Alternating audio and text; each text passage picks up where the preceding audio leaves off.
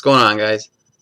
So, this morning, news came out that Amazon might be buying AMC, and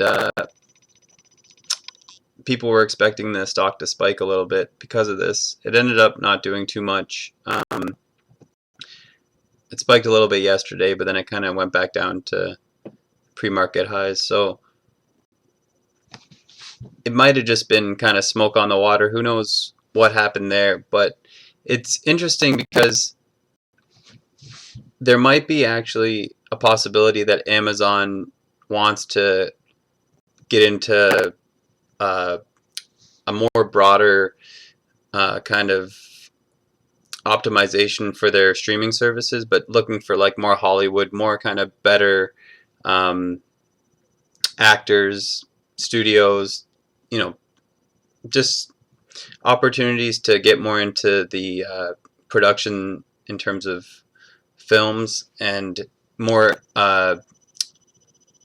exposure to different markets for like people that don't have Amazon Prime or different streaming services. They might not be able to see a lot of their shows, a lot of their movies that they put out. So buying up something like AMC would allow them to not only reach a larger audience, but also be able to possibly get access to those bigger studios and those bigger actors, and allow them to possibly do a lot better in their quest to become the best streaming service.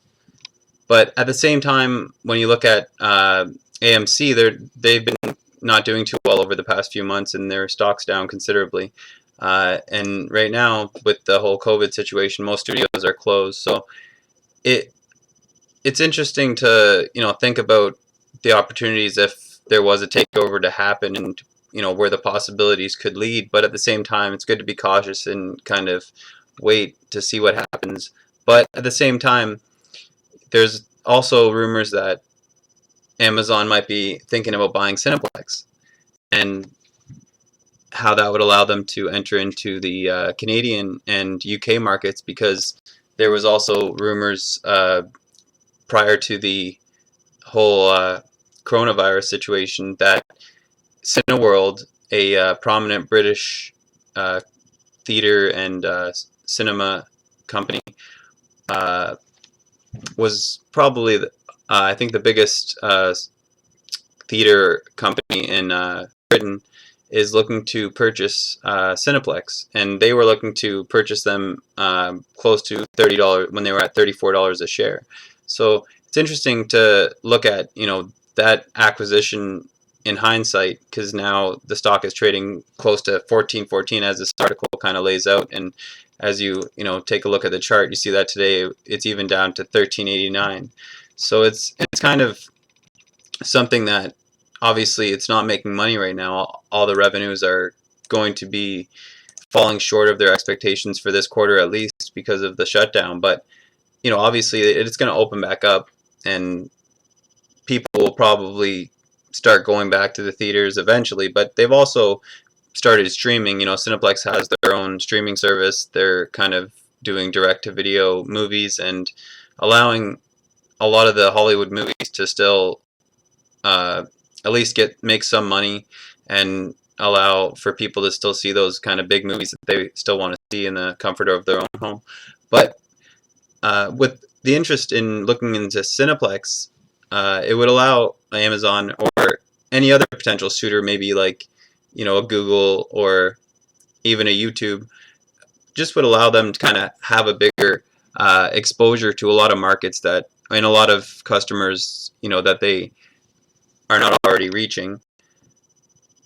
Another thing that was mentioned with Cineplex is, I think it's mentioned in this article here, he talks about how consumer data in the Cineplex